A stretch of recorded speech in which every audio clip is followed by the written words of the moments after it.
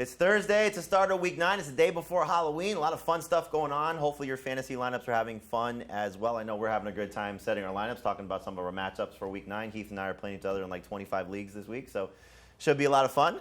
Again, this Fantasy Football Today presented by BetMGM. Make it legendary. I'm Jamey Eisenberg. That's Dave Richard. That's Heath Cummings. We're going to go through our rankings for week number 9, get those lineups set for you. Again, we've got a game on Thursday night between the Ravens and the Dolphins. And guess who's back? It's Lamar Jackson. So let's show you those quarterback rankings, 1 through 12, and get you the guys that you need to be in your lineups. Remember, there are 4 teams on a bye. 2 prominent quarterbacks will be off this week, at least 2, with Baker Mayfield and Jalen Hurts. No Justin Fields. He was playing well last week. We'll see if that continues coming off the bye. And, of course, no Dylan Gabriel. Everybody is very sad that Dylan Gabriel is not playing. So we got Patrick Mahomes, Josh Allen, Lamar Jackson at the top. Heath, I know you got Justin Herbert. I believe when we discussed this morning, you got him number 2. Any concern with Lamar Jackson, though, for either of you guys? Coming back after the 3-game layoff now, we know we thought he was going to come back after the bye week, but he's facing the Dolphins. He tends to own the Dolphins. I think it's Stephen Ross and Lamar Jackson. Those are the co-owners of the Miami Dolphins. But in any event, any concern with Lamar Jackson this week? I don't have any. I think that he's going to be able to come back, and I think the Ravens will be able to establish their dominance on offense against this team. Their defense looked a lot better against the Falcons than they should have, and it was against Kirk Cousins, and he was kind of a mess last week. I think we'll see a reversal there. I think you're going to see Lamar Jackson, Derrick Henry get their numbers. Should mean good things for Zay Flowers as well. Yeah, I think he's obviously coming back from a hamstring injury that's kept him out longer than we were hoping it would. So I think the 2 concerns would be, does he just try to play a game as a pocket passer to make sure he doesn't re-aggravate that? He's probably still okay against the Dolphins, although they've been much worse against the run. And then the second would be he takes off running. Does the hamstring hold up? You're starting Lamar Jackson, but those are the little things that might keep you up. Well, I guess they won't keep you up because we're not sleeping again until the playoffs. Some people might go to sleep before the game happens. We'll see. But in any event, we got another quarterback coming back that you see at the bottom of that list, and that's Jayden Daniels. And so when we talk about some of the toughest players to rank, as we typically do on the show, Heath, that's the guy for you. So Daniels missed last week's game with a hamstring injury also. I don't think a lot of people expected him to return this quickly, but here he is. He's back. It's not an easy matchup, though, against Seattle. No, I think we've got like 2 completely different universes. One where you have Jayden Daniels, a guy we all had ranked at least as high as QB4 coming into the season, and you just always start him, was kind of what we thought we were drafting with Jayden Daniels. 2, you get a guy coming back from injury without his number 1 wide receiver, facing one of the best defenses in the NFL. You don't ever start that guy. And so 12 probably makes sense. 12 is where I have Jayden Daniels. It's a little bit of a coward's play, but it's an elite quarterback in terms of both passing and rushing without one of his best weapons against a great defense. There are a lot of quarterbacks this week that have a safe floor. Let's call it 18 fantasy points. Yep. I don't know how many of them have the same type of ceiling that Jayden Daniels has. And Heath's right, not having Terry McLaurin, that's a problem. I think Deebo Samuel hasn't looked good the past couple of weeks either. That's a factor. So that makes me nervous, but we know that Jayden Daniels is capable of running. I do think this is going to be a play from behind type situation. I have bet against the Seattle defense before, and I've gotten burned by it. I don't know if I want to do it this time, which is why, like Heath, I'm ranking him as a low-end QB1, but he has more upside than a lot of the other quarterbacks like Darnold, Jordan Love. It sounds a little silly, but it's true. The other quarterbacks have that safe floor, but I worry about their ceiling this week. I think Daniel's ceiling is a little bit more in play. We'll talk about Darnold in a second, but Dave, for you, Kyler Murray's someone you're a little bit nervous about. Having a tough time ranking, which is surprising. The matchup is elite, but Murray has been anything but elite over the course of the season. He's bottom 5 among qualifiers in yards per attempt, bottom 10 in touchdown rate, deep ball rate, success rate. Plus, this offense averaged 5 more points per game with Jacoby Brissett than it has this season with Kyler Murray. So I'm a little bit nervous about Murray and the Cardinals. I'm not worried at all about the matchup. This Cowboys defense stinks. So Kyler's going to have to come to play. He's motivated. He's a Texas kid coming back to play in Dallas. He's played 9 games in his life at AT&T Stadium. High school, college, pros. He's never lost. So I think he's going to be motivated to do well. It's just a matter of, will he be as good? This is going to sound silly. Is he going to be as good as Jacoby Brissett? Or is he going to be how he's kind of been this year, which is okay, around 20 fantasy points most weeks? Just going to have to wait and see. He's actually only been over 20 fantasy points twice in 5 starts, which is disappointing, and I understand why I think some people might be concerned. The counter to that, though, is obviously the Cowboys. Every quarterback against them, 23 or more fantasy points. So hopefully Murray follows suit and has what would be his best game to date if he does hit that mark. He's a quarterback start for me. Let's talk Sam Darnold, which is the toughest guy for me to rank, and it's the guy that you want to sit this week, Heath. I love the setup for Darnold. I mean, the Commanders are terrible in terms of what they've allowed to opposing passing games this season and opposing quarterbacks. And this has kind of been the setup for Darnold, right? Because we saw it prior to the Texans game, the 2 games that he had previously to that. Jacksonville was one. Over 24 fantasy points in both of those games. Can he do that in this game? We know he has one of the best wide receivers. You know, you talked about this, Heath, the quarterback losing his wide receiver. Well, Darnold's got obviously one of the best in the business in Jackson Smith and Njigba. Can he get to enough production with a run game that should have success, but has clearly been stagnant? So I don't mind him this week. I think you said it best. You know, a lot of quarterbacks have a pretty safe floor. I would kind of put his above the 18-point threshold. I'd probably put him around 20. Sure. But I know, Heath, you're a little bit concerned about Darnold. And it doesn't have anything to do with really the way he's playing football. He's played football fantastic. It's just he does absolutely nothing with his legs. 3 rushing yards in his last 3 games. And he often throws less than 30 passes. And it's really, really hard to consistently score more than 20 fantasy points when you're throwing that little and running not at all. So I just don't know that this is the situation where they have to do something different than what they want to do, which is hand the ball off more than they throw the ball. If they do that and he throws 27 passes, what you're hoping for is he gets the second touchdown, then he probably gets you right to 20 points. But if he doesn't, you might get 12 or 13. Yeah, it's very true. I mean, he hasn't been in that number except for the Texans game, and that was one of the best defenses in football. This one, not so much. But it's interesting that you say that, though, because we could talk about a guy that you like as a start who may not throw a lot because of the matchup and also doesn't run a lot, and that's Matthew Stafford. And I would start Matthew Stafford over Sam Darnold as well. But favorable situation, you know, run game could clearly be very good here. What's the difference between Stafford and Darnold in your mind? They might win this game 35-7, and they just did win a game 35-7, and he threw 5 touchdown passes. One of the biggest changes, I mean, Stafford, for the most part, has just been great at throwing the football his entire career. He's still great at throwing the football. He has Puka Nacua back. He has Devontae Adams as the best number 2 wide receiver maybe ever. And they completely overhauled what they do inside the 5-yard line. It's throw the ball to Devontae Adams. The past 3 years, it's been hand the ball to Kyron Williams. Now it's throw the ball to Devontae Adams. I think he has 11 targets inside the 5-yard line, more than Kyron Williams has rush attempts. So I think he is more likely to have multiple touchdown passes than Sam Darnold is. And he has 2 elite wide receivers instead of 1. Right. Yeah, it makes total sense. Potential to have 4 touchdowns compared to Darnold, who, like, a great game for Darnold would be 2. Sure. Yeah. No, I don't think anybody's starting Sam Darnold over. Right. It just when you were going through your dislikes for Sam Darnold, it didn't make some sense to make a comparison. But some folks might have Jaden Daniels and Matthew Stafford. I don't know how you guys feel about it, but I know that, the consensus rankings do have Stafford ahead of Daniels, which we would have never thought of back in August. No, not at all. Let's show the rankings 13 through 24 because there's a guy on there that Dave likes as a start this week, and that's Jackson Dart. And so we don't love Dart as in terms of a must-start quarterback this week, but Dave, obviously, you're a little bit higher on him in terms of consensus, but you're a little bit higher on him just based on what he can do in this matchup against San Francisco. What else does he have to do to be a top 12 quarterback? I mean, look at what he's done since he's been a starter. 5 starts, 4 games with at least 21 fantasy points. The one game he didn't do it was 19.5 fantasy points. So he's been good for fantasy basically every single game, and he's got some upside. And you look at this Niners defense, they've got no pass rush right now. People are comfortable. C.J. Stroud had almost 26 fantasy points against them last week. They're on the road again for the 2nd week in a row. I think Dart could have a good game. He's another one of these quarterbacks, safe floor, high ceiling. I'd start him over Jaden Daniels. I think, first off, I think 20 fantasy points makes sense, and we've talked about how deep quarterback is this week. 20 fantasy points might be QB 14. I think there's a very good chance that we have that many quarterbacks. Could be QB 16. Could be QB 16. Yeah, I've got a lot of quarterbacks projected for 20 fantasy points. Also, it does feel like watching the Giants, he keeps finding ways to get to 20 fantasy points. It doesn't look very much like other NFL offenses, the way that they do it. One week, we're going to dump it off 9 times to Cam Scadaboo, and he's going to run like a bowling ball through 17 defenders. One week, he's going to run for 2 touchdowns. He keeps finding different ways. I was a little concerned last week with how long he held the ball, 3.6 seconds to get rid of the football, and he saw his highest pressure rate of the season. That's a problem young quarterbacks have sometimes. He doesn't have great wide receivers who get open quick. So I'm just a little bit worried. Hopefully he gets rid of it quicker this week. I will say this, like, yes, it's a little concerning, all the hits that he's taking. We love, obviously, the rushing because it's either been a rushing touchdown or 55 yards on the ground in all those 5 starts. Yep. And we might feel a little bit different about it had that 68-yard catch counted for a touchdown that Darius Slayton with the ticky-tack pass interference call. And now he has a field stretcher.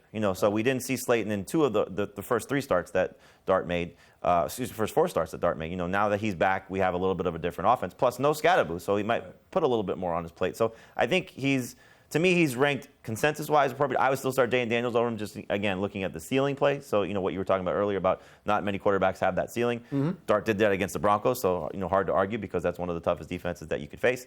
So it's going to be interesting to see how they do with the run game potentially changing and how Dart will operate. All right, a couple more sits that we want to get to because, Heath, you already gave us your sit as Sam Darnold. So, Dave, I'm surprised you're sitting Jared Goff, home game against a Vikings defense that's not very good. Yeah, how much passing is he going to have to do? He had 24.8 fantasy points in Week 18 last year against the Minnesota Vikings. That was his best game against them since 2022. And another weird thing, in 3 of his past 4 years against Minnesota, Goff has struggled in the first matchup against Minnesota, and then he comes back in the second matchup, and he's better there. I think this Minnesota run defense mystifies me. 1 week they're great against Saquon Barkley. The next week they absolutely stink against Kamani Vidal. So it's really weird how they've operated. I think it's a good opportunity for Detroit to just pound the rock. And I think Jahmyr Gibbs, he's had awesome games against them. He's going to keep it going. I think there's absolutely a play for David Montgomery. I'm a little bit worried about Jared Goff not having to do a lot. We've seen it a couple times this year. Safe floor. Worried about the ceiling if the Vikings can't keep up on the scoreboard. Yeah, look, makes some sense. He hasn't exactly been his usual self at home. Mm-hmm. We saw that in the Cleveland game. We saw that in the Tampa Bay game as well, where he just hasn't had that home magic just yet. But I still just think anytime he's at home and the way this defense has looked for Minnesota, the run defense has been, pass defense has been awful as well. So it wouldn't surprise me if Jared Goff has one of those games, especially coming off a bye. I got to go back and check. Usually I like to see these veteran quarterbacks, what they do coming off a bye week, how Jared Goff could perform in this game. For me, I'm going to sit Bo Nix. Look, he was the start of the week last week. He's got 75 fantasy points in his last 2 games against the Giants and the Cowboys, and that was the Giants and the Cowboys. Both of those were at home. Taking on the Texans, they're just amazing. Only 2 quarterbacks over 20 fantasy points against them so far this season. So very difficult to get away from Bo Nix, but if you can do so, we've given you a bunch of quarterbacks that we like much more than Bo Nix this week. You see right around 20th for all of us. So an easy guy to sit this week if you can. All right, we're going to take a break right now. We come back and get into the running back rankings, tell you where Tyrone Tracy stacks up, where Kamani Vidal stacks up as well. That's next here on Fantasy Football Today.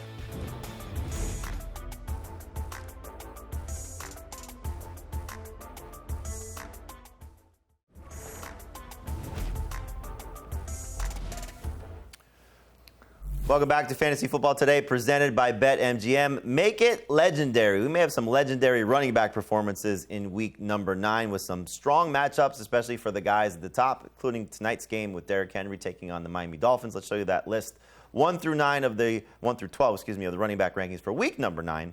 And there you see Jonathan Taylor has just been absolutely fantastic. Christian McCaffrey, same thing. Jahmyr Gibbs, Dave thinks he's going to have a monster game. No surprise there, taking on the Minnesota Vikings. Any concern with Bijan Robinson? This Patriots run defense has been really good. He's coming off such a down game against the Dolphins. Nobody's sitting him. But in terms of, your expectations, I go into every week when I look at my first-round pick, a guy like Bijan Robinson, he's getting me 20 points, and I'm not even thinking about it. Maybe 18 on a bad day. He was awful last week. I lost so many games because he stunk. Any concern with him in this game? Yeah, I'd be worried about him getting to 20 PPR points. Doesn't matter what I say right now. You're going to start Bijan Robinson because the upside is too great. But Patriots' defense is legit against the run. They've been outstanding pretty much all season long. And really, the Falcons haven't done a good enough job of changing up their offense from week to week to tailor to their opponent's weaknesses. And if they did that this week, I think we'd see a lot of targets go to Bijan Robinson. Hopefully that's what happens. Same question with you about James Cook, because awesome last week. Clearly great matchup, took advantage of it. This week, though, the Chiefs, they just suffocate running backs. They have so far. I don't expect them to suffocate James Cook. I think probably we see James Cook not come off the field as much as he has against the Chiefs in the past, because there's a lot of people sour about him coming off the field in the playoffs last year and them losing that game. I wouldn't be surprised if we get 20 touches for James Cook. Let's show you the rankings 13 through 24 and some of the guys that we'll talk about now with the toughest players to rank. And for you, Dave, it's a guy, Enrico Dowdle, who is hopefully going to be the lead running back by a significant margin over Chuba Hubbard. We just haven't seen that in the last 2 games since Hubbard came back. He's got a brutal matchup against the Packers, though. How confident are you in Rico Dowdle? I'm not super confident, but I still have him, excuse me, as a top 24 running back. And it's those two factors that I'm worried the most about. Number one is Dave Canales being honest with us. And is he going to give him a ton of touches, or is it going to be 60% of the snaps and 40% for Chuba Hubbard? And there's too much Chuba in our lives still, and it hurts the upside for Rico Dowdle. And then the other thing is that it's not that the Packers' run defense is dominant, but the matchup is going to be difficult for Carolina to stay in on the ground. He's not taking on the Dolphins and the Cowboys when he had 200 rush yards. This is going to be a much different situation for him, and it makes me nervous to expect a big game from Rico Dowdle. Can he get to 80 total yards? Like, I'm a little nervous even about that. That's a low number. He should be able to blow past that, but just the way that the Panthers have operated over the last 2 weeks and the game script that I expect, man, I'm not sure if he can get to 80 total yards. I'll tell you, for me, I would rather start Kareem Hunt over him this week. I'd rather start Woody Marks over him this week. I'd rather start Zonovan Knight over him this week, just because, With you on again, Knight. The Packers' run defense, 3 straight games, Chase Brown, Zonovan Knight, and Jalen Warren. 2 of those guys, I think, comparable to Rico Dowdle. I would throw Zonovan Knight out of there. But 9.3 PPR points or less to those 3 running backs in a row. And so if Dowdle doesn't score, like you said, his 2 best games, like we keep propping him up, deservedly so, the Cowboys and the Dolphins. So we'll see how he does with Chuba Hubbard on the field. At least he's been efficient as a runner in these past 2 games, and that's what's going to buy him more snaps and more opportunities, because Chuba Hubbard's been terrible. Plus 3 offensive linemen potentially down for the Panthers. That's bad. Well. Let's talk about Ken Walker, Heath, because both Seattle running backs could do well this week. We just have not seen Ken Walker outperform Zach Charbonnet. Will that happen this week against Washington? You just really hope that they were in their bye and maybe someone like showed them yards per carry and introduced them to the amount of yards they're getting when they give the ball to Ken Walker versus the amount of yards they're getting when they give the ball to Zach Charbonnet, because his usage has been sickening over the last few weeks. But he's facing a Washington defense that has given up 78 PPR fantasy points to running backs in their last 3 games. There's an enormous blow-up potential in this spot, especially if they get a lead early and are able to run the football. It's just we don't know how many of those carries are going to go to Walker. That makes it really hard. I think he could finish top 12 this week. I wouldn't be that surprised. He could finish outside of the top 30 this week. I wouldn't be that surprised. Feels like he hasn't scored a touchdown in forever. He's got 3 games. In his last 3 games, only 1 over 10 carries. So to your point, hopefully give him the workload. I will say just the yards per carry, just to defend Charbonnet for a second. A lot of this short area work is driving down his yards per carry, but it should probably be 3.1 instead of 2.4. That's fair, but still, he's converting touchdowns, and that's the thing that I think you look at. For me, I actually like Charbonnet better than Walker just because of those chances. But I would love to see Walker come out and have a big game. I'd love to see Ashton Jeanty come out and have a big game. So it's been very frustrating to watch what's happened to him over the course of the season. And now we have Brock Bowers back, so the receptions could be a little bit of a problem for him. But we also may see the best of the Raiders' offense, because we really haven't seen that since week 1, because Bowers not the same player the 2 games that he played prior to the knee, or after the knee injury, And week 1 we saw a little bit better Geno Smith. So I'm hoping after the bye week, like you said, similar to what Seattle's doing, let's get some easy touches for Ashton Jeanty, keep him involved in the passing game. As you see, we don't have him ranked where we thought we were going to have him ranked when we were drafting him. Really? So more of a number 2 running back. Heath, you're the lower guy on him. But we're hoping, and look, it's not a great matchup. Jacksonville's run defense has been really good against opposing running backs all season. So Jeanty hopefully can deliver. Again, you're still starting him, but maybe just with a little bit lower expectations. Speaking of running backs to start, so Heath, we got a new running back for the Giants. Tyrone Tracy stepping in for Cam Scatterbo. Unfortunate injuries out for the rest of the season.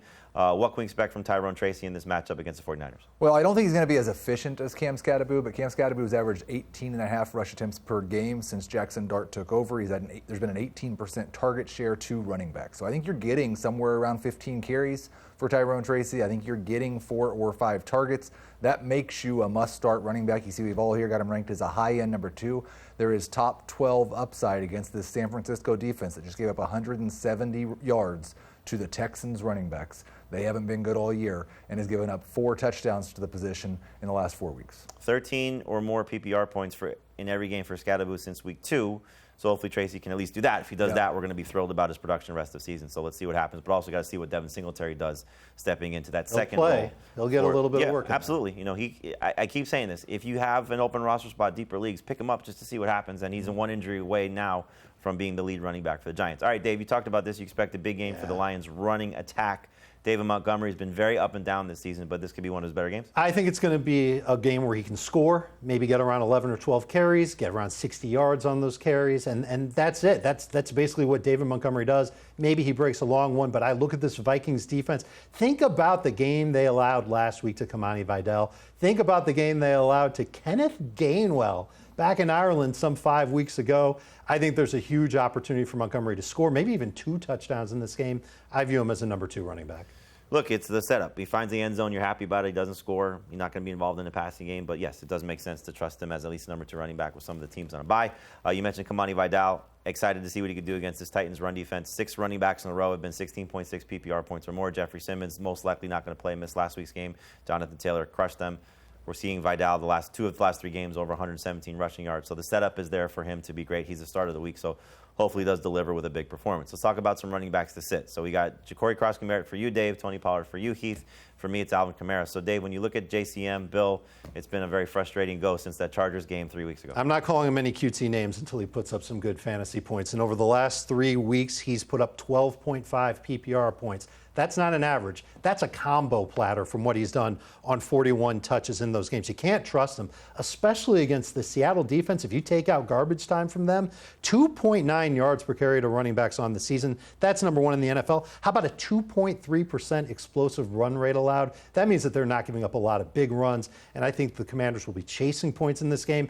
Jeremy McNichols in full PPR could be a better start than Crosby-Merritt. Yep, especially without Terry McLaurin there. Maybe we use him in the passing game. Why don't they throw the ball to him? I just don't understand. To Crosby-Merritt? Yeah, it just makes no sense. I don't know how good he is at catching the ball. We don't know either.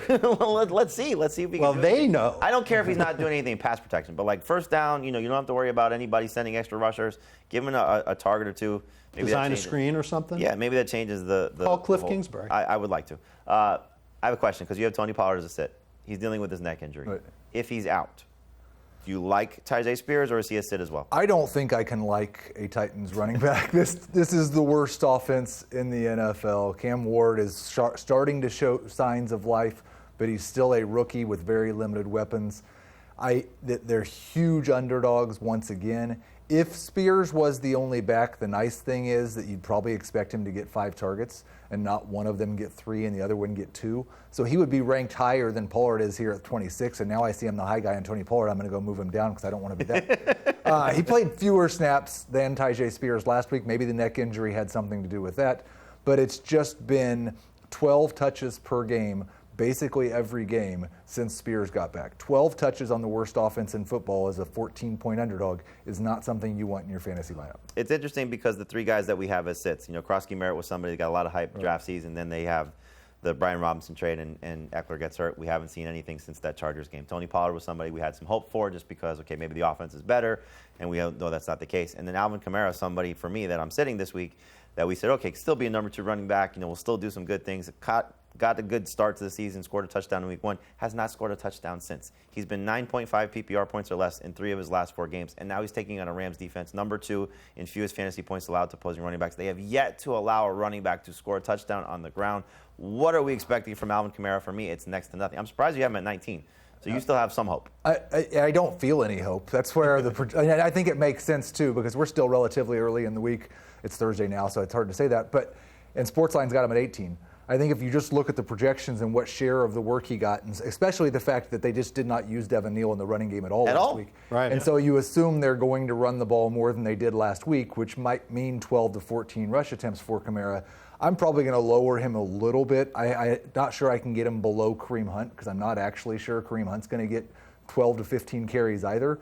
But, yeah, not somebody I want to start. No, and Kellen Moore said those infamous words this week. We need to get Taysom Hill more involved. And he's somebody that's been stealing goal line work from Alvin Kamara for, it feels like forever, but it's probably more like the last 3 or 4 seasons. But it's annoying, and I hate it because I loved Alvin Kamara. I loved the value on draft day. And I've been starting him week after week reliably, and now I can't really do it. And this matchup is so tough. And the quarterback change on top of it, I don't know if that's going to be a good thing for anybody in New Orleans.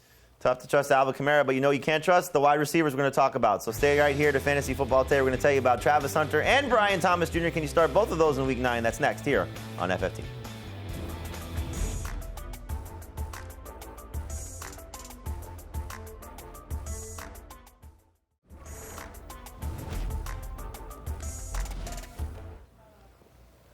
Welcome back to Fantasy Football Today, presented by BetMGM. Make it legendary. I'm Jamey. That's Dave. That's Heath. We're talking about our wide receiver rankings for week number 9. Let's waste no time. Let's show you the list 1 through 12 of the number 1 wide receivers. And there's a name that we used to see on this list that we may not see this particular week, and that's Nico Collins, coming back from his 1-game absence with a concussion.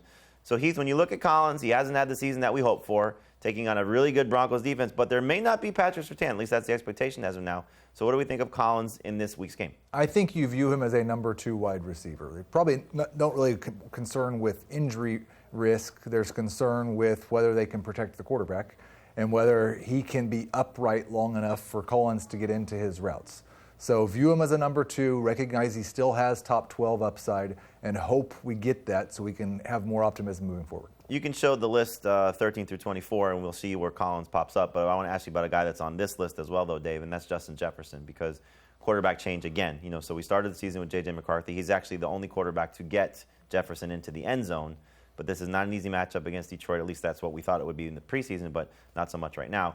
Is Jefferson still just a set it and forget it, or could there be some guys you might be starting over? I think if you're loaded at wide receiver, you might be able to get away from Justin Jefferson. I am worried about how he'll do with J.J. McCarthy under center. Heath talked about the pace of play that Minnesota is expected to go with on one of our earlier programs. And the offensive line is a huge concern. I have the exact same concerns for the Vikings as I do for the Texans. The pass rush of the Lions coming at them, if they've got backup tackles, that's a bad thing for J.J. McCarthy. I've got Jefferson as a number 2 wide receiver this week, obviously has the upside to be the best receiver in fantasy football. I understand it's difficult to sit a guy like that, but man, I am very concerned about how this Vikings offense will operate. At least you should expect a decent amount of passing for them, because I think they'll play from behind. So maybe in the second half there'll be more opportunities and it'll be easier for McCarthy to operate in that situation. Impacts Jordan Addison as well, as you'll see him on the next list of 25 through 36. And a couple guys that we're going to talk about now are both receivers for the Jacksonville Jaguars. They're on a bye in Week 8. They come back in Week 9. We got the report during their bye week that the Jaguars, at least from the beat writers, they're trying to maybe give Travis Hunter a little bit more work. Brian Thomas trying to work through that shoulder injury. He's been in practice in a harness. So, Heath, I'll start with you with Hunter. Dave, you can follow with Brian Thomas. So, are we looking at a guy that had over 20 targets in his last 2 games, finally had that breakout game against the Rams in Week 7 to be that guy rest of season? Or, Dave, do we get the guy that we saw coming off the bye in Jacksonville last year, which was Brian Thomas, close the season on a tear? Which of the Jaguars receivers are we going to see, and which is going to be better than the next? Right now I've got Thomas ranked at 30 and Hunter ranked at 31. And you talk about like beat writer reports we're getting out of Jacksonville, and we've heard so much over the last 6 months about how Travis Hunter was going to be used. And it's just gone all over the place. Like he had 21 targets the last 2 weeks, and that makes you, and 100 yards in his most recent game, that makes you want to rank him as a top 24 guy. He also had 14 targets the first 2 weeks and then played 75% at corner for a couple of weeks. And so it's so hard to trust anything in Jacksonville. I think Trevor Lawrence has actually played better than what the statistics look like. He has the most dropped passes in the NFL. I think the best way to view both of these receivers, and Dave may think different, is they are extreme boom-bust number 3 wide receivers. They could be top 12 guys like Hunter was the last time he played. Thomas still could be as well. They could be guys you want to sit. I wonder if that game against the Rams that you referenced, Jamey, he had 11 targets in the second half. Remember, they were getting blown out in that game. I wonder if that was the litmus test to see what the offense would look like and how comfortable Trevor would be with Travis Hunter. And he looked pretty comfortable with Travis Hunter. And Heath referenced the drops that Trevor Lawrence has dealt with. A lot of them have come from Brian Thomas Jr., and Brian Thomas Jr. is banged up. You talked about that. I'm like the X-Files. I want to believe in Brian Thomas Jr., but it's been half a season already. He's had 1 great game. I think they make the switch to Travis Hunter. And in PPR leagues, I feel better about him than I do Brian Thomas Jr. coming out of the bye. I'm still going to start Thomas over Hunter, just with the hope that he's getting back to being, because we saw some flashes prior. Yes, he only had 1 great game, but we saw some moments there. But I think that you said this earlier, that maybe both guys live up to the expectations and we start to see the best of Trevor Lawrence. coming off their bye week. And this could be one of those games where if the Raiders offense does show up, we get maybe a shootout because we've seen some holes in this Jacksonville secondary. So Geno Smith getting Brock Bowers back, maybe we see some fireworks on both sides. For me, I'm a little concerned about Deebo Samuel, not so much the setup, because the setup is great without Terry McLaurin, Jaden Daniels back. Sure. This has been when he's been at his best. However, he is facing a very tough matchup against the Seahawks defense. We've seen him sort of struggle through his heel injury. So I think a number 2 receiver, I know, Dave, you're a little bit lower on him, but I think most people probably still start him in 2 receiver leagues with the hope of Deebo carrying the load with Jaden Daniels back there. But I can certainly understand some trepidation based on what we've seen from him in the last month. So get back to being that type of guy. And for what it's worth, Seattle has given up some big numbers to number 1 wide receiver. So hopefully that's the case in this matchup. Let's talk about some wide receivers to start. So Heath, you got an interesting name on here, and that's Khalil Shakir. We usually think of him more as a number 3 wide receiver. You have him as a top 24 guy this week. Yeah, he's been pretty clearly the number 1 wide receiver, especially the last month for Josh Allen. 26.7% target share in the Bills' last 4 games, leads the team with a 21% target share on the year. And I understand why a lot of people don't know that, because we have too many games where Josh Allen throws the ball 27 times. They run 55 plays, and you don't really notice who the number 1 wide receiver is. I do not believe this is going to be one of those games. This should be a game where Allen lets loose, throws 35-plus times, and we see 7, 8, maybe even 9 targets from Khalil Shakir. He's a top 20 wide receiver for me. He's got a higher target per route run rate versus zone coverage than man, and I know that the Chiefs have played a lot of man coverage this year. They typically play zone, at least recently in the matchups against Buffalo. They play a little bit more zone. That opens things up for Shakir. 6 catches for 80 yards in their most recent meeting going back to last year. So we'll see if that type of production happens. We'll be thrilled about that for Shakir, and he has scored a touchdown in 2 of his last 3 games as well. Let's talk about the Chargers wide receivers, because Keenan Allen's a start for me and Quentin Johnston's a sit for you. So we've kind of gone through this a lot in some of our shows this week of somebody's going to get left out. And Keenan Allen's been left out 3 of the last 4 games. It's been unfortunate because the targets have still been there for him. But we've seen Oronde Gadsden. We saw at the start of this, it was still Quentin Johnston. Obviously, Ladd McConkey's been getting going lately. And this feels like a game clearly where they're going to run the ball with a lot of success. So will there be enough volume for these guys to succeed? I'm just going to trust that Keenan Allen will still be 7+ targets. And that's kind of been a safe number for receivers against the Titans. 5 wide receivers have had at least 7 targets or more against this defense. They've all scored 13.9 PPR points or more, so hopefully he can be in that range. Be happy about him as a number 2 wide receiver. But Quentin Johnston, clearly the last 2 weeks he's been a disappearing act, and it's just an easy guy, I think, at this point for you to get away from. It's funny, he's been a disappearing act for fantasy managers, but for the Chargers, they've loved what he's doing because he's taking double teams down the field and opening things up underneath for Ladd McConkey, for Keenan Allen, for Oronde Gadsden, even Kamani Vidal. So he's doing his role very well. I don't know if they need him this week to do anything more than that. And could they take a couple of deep shots? Absolutely. You look at this Titans defense. It's terrible. Their pass rush is banged up. They just traded away one of their best cornerbacks. But I don't know if he's going to get the same type of opportunities. You talked about 7 targets for Keenan Allen. I don't think we're going to see even 4 targets for Quentin Johnston. So boom, bust, flex for me. I just wonder, because I think you're right. Like, they're happy with what he's doing. Yeah. And you want to reward a guy. Well, why not do that in a game like this where you're going to win by 2 or 3 scores anyways, and they don't cover anybody? He's going to be running. There were times last week. There were times last week where Quentin Johnston, you can see it on the film, like he's throwing to other guys, never looks to this side of the field, and Quentin Johnston doesn't have anybody within 10 yards of him. It's not like he's not still getting open, and he is the type of guy who can go score 16 fantasy points on 4 targets. We saw that was frustrating at times last year, where he just goes and has a 75-yard touchdown, and all of a sudden you've got your day. So I don't want to start Quentin Johnston, but I do think if in a 3 wide receiver league, it's not a bad guy to have in that spot. That's fair. He could put up a big number on a small number of targets. Can win you your league for sure, and we'll see if Quentin Johnston gets the job done. But again, a lot of mouths to feed for this Chargers offense. You said it earlier today. Just understand, start them all. Someone will disappoint you, but at some point they're going to have a lot of big games, and we've seen it with pockets, with Allen, with McConkey, with Gadsden, and Johnston. Great schedule moving forward, too. Steelers and the Jaguars after this week. We're going to take a quick break. When we come back and get into the tight ends you need to start, the tight ends you need to sit, and our rankings at the position. That's next here on Fantasy Football Today.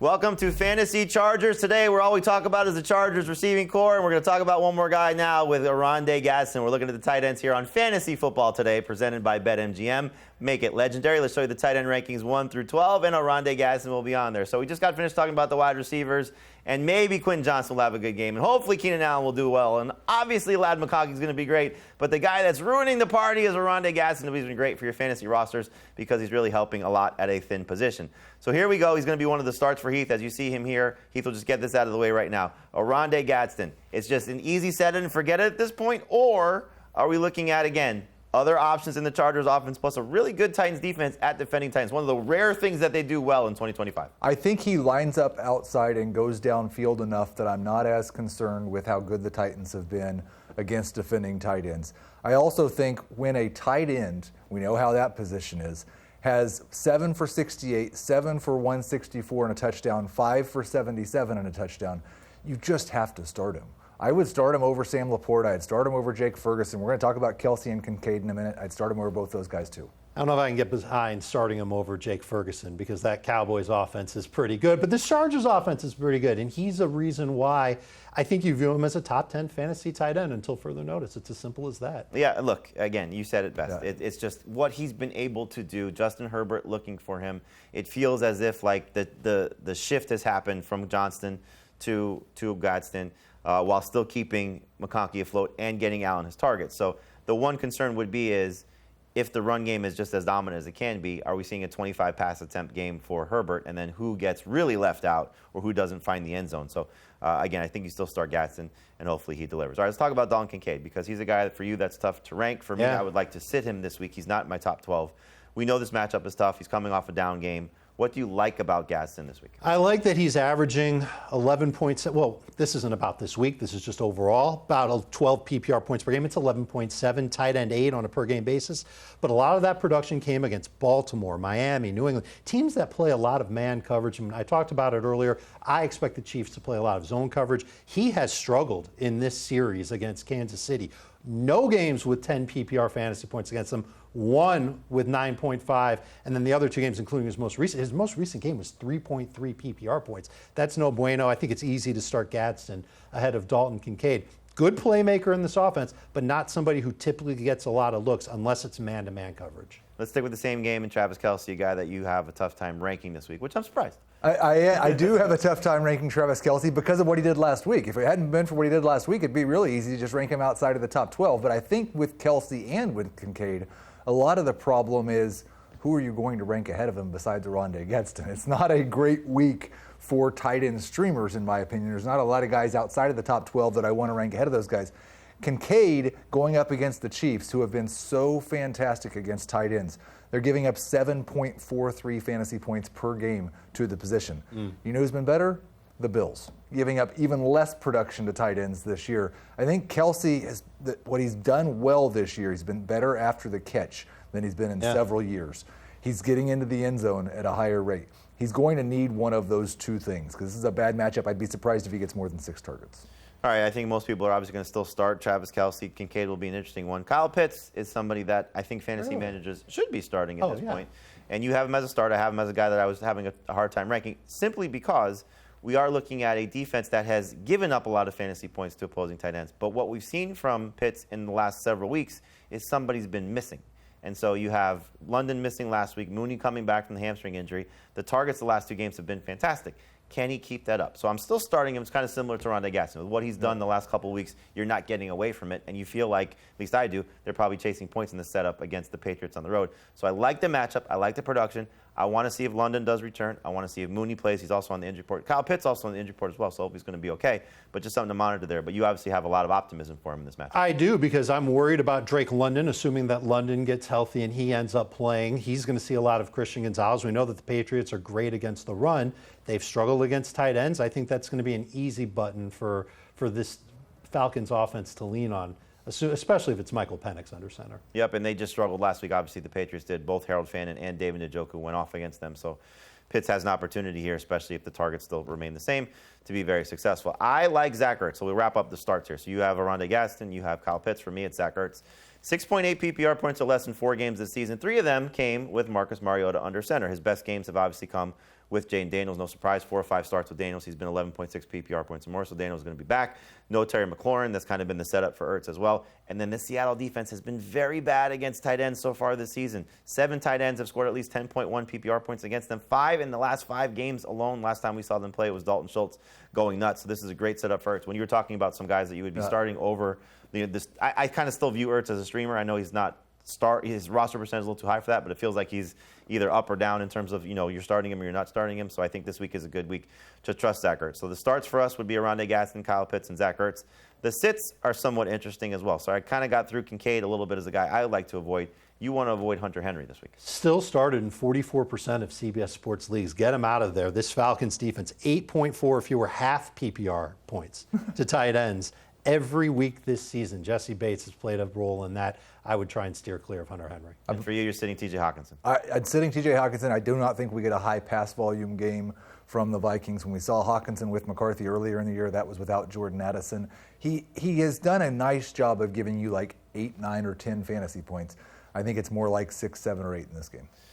6, 7, or 8, that would be bad. You want to avoid T.J. Hawkinson. So we'll see which tight ends come through for you. We'll see which tight ends hopefully give you the production that you need, and we'll see what questions you have for us. That's next here on Fantasy Football Today. Quick break. We're going to come back with all of your Ask FFT. That's next on Fantasy Football Today.